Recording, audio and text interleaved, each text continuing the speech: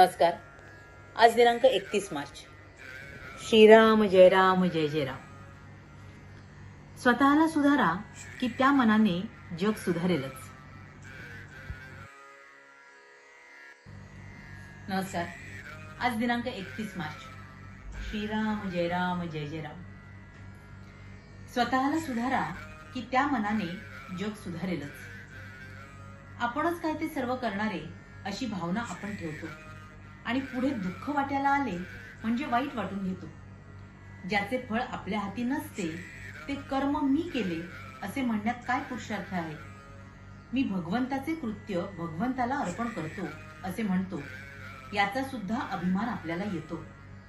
जगात सात्विक वृत्तीने वागणारे पुष्कळ असतात, पण मी करतो हा अभिमान त्यांचाही सुटत नाही. खरोखर नुसत्या कर्माने परमार्थ साधत नाही. करता मी नाही हे समजले म्हणजे सर्व साधते.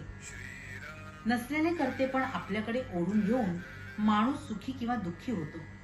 ज्याच्याकडे करते पण आहे त्याला ते देऊन आपण सुख दुःखातीत राहावे. खोलीतल्या खोलीत जो सुख मानून घेतो तो कैदी खरा सुखात असेल असे आपल्याला वाटते. देहाच्या पलीकडे काही नाही असे मानू लागलो आणि विषयातच सुख पाहू लागलो तर ते त्या कैद्याप्रमाणेच नाही का? पण त्याच्या पलीकडे काही आहे हे त्याला समजले नाही तोपर्यंतच हे सुख वाटेल. एकदा का बाहेरची हवा कैद्याला लागली म्हणजे तो नाही म्हणणार की कैदीपणात चांगला म्हणून. त्याचप्रमाणे एकदा भगवंताच्या आनंदाची हवा लागली म्हणजे माणूस नाही विषयात राहणार. चित्त आपल्याला निर्विषय करता येणार नाही, पण ते भगवंताकडे लावता येणार नाही असेही नाही. बुजार घोड्याला जसे चुचकारून घेतात तसे मनाला करावे. वृत्ती जिथे पालटायला लागते तिथे सावध राहावे. भगवंताचे स्मरण चुकले की काहीतरी अवघड वाटायला हवे. आज नको वाटणारे नामस्मरण बळजबरीने करावे म्हणजे हवेसे वाटणारे विषय जातात. प्रापंचिक अडचणीतून जर आपण मार्ग काढतो तर मग परमार्थातल्या अडचणींना का व्हावे.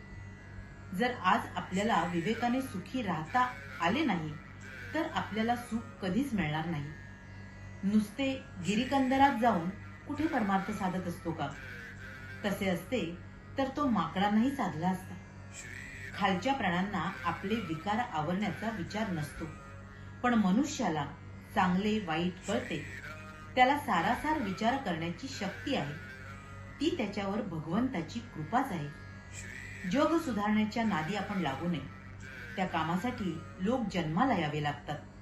अगदी आपला मुलगा जरी झाला तरी त्याला योग्य ते सांगून पाहावे, पण मी त्याला सुधारीनच हा भ्रम नसावा. स्वतःला सुधारा की त्या मनाने जग सुधारेलच. कर्तव्य म्हणून वकील जसा भांडतो त्याप्रमाणे कर्तव्य म्हणून प्रामाणिकपणाने आपण प्रपंच करावा. त्यामध्ये भगवंताला मात्र विसरू नये. श्रीराम जय राम जय जय राम. महाराज म्हणतात की आपण नेहमीच दुसऱ्यातले दोष दाखवण्याचा प्रयत्न करतो किंवा दुसऱ्यांनी इतरांनी जगाने सुधारावं अशी आपली अपेक्षा असते, पण हे आपण कधीच करू नये. त्यापेक्षा आपण आपल्यातले दोष पाहावेत आणि आपल्यात कशी सुधारणा होईल हे प्रथम पाहावं. त्या अनुषंगानेच खरं तर आपण आपला परमार्थ खऱ्या अर्थाने साधू शकतो. तसंच आपल्याकडे जे करते पण मुळातच नाही ते आपण उगीच का घ्यावं. खरा करता जो आहे त्या भगवंताला आपण आपलं प्रत्येक कर्म अर्पण करावं आणि आपण फक्त त्याच्या अनुसंधानात राहावं. मग आपल्या आयुष्यात आपल्याला आपला प्रपंच आणि परमार्थ दोन्हीही अगदी नीटनेटकेपणाने करता येऊ शकतो. म्हणूनच आपण आपली प्रत्येक कर्म ही अगदी योग्य पद्धतीने पार पाडावीत, पण त्यातल्या विषयात आपण गुंतून राहू नये, अडकून राहू नये आणि आपण आपलं पूर्ण लक्ष आपल्या भगवंतावर केंद्रित करावं. सातत्याने त्याच्या नामात राहावं आणि मग आपल्या आयुष्यातलं जे खरं शाश्वत समाधान आहे ते प्राप्त करून घ्यावं. हीच त्या गुरुचरणी प्रार्थना. तुम्हा साऱ्यांसाठीच खूप सारी गुरु ब्लेसिंग्स. श्री स्वामी समर्थ. जय गुरुदेव.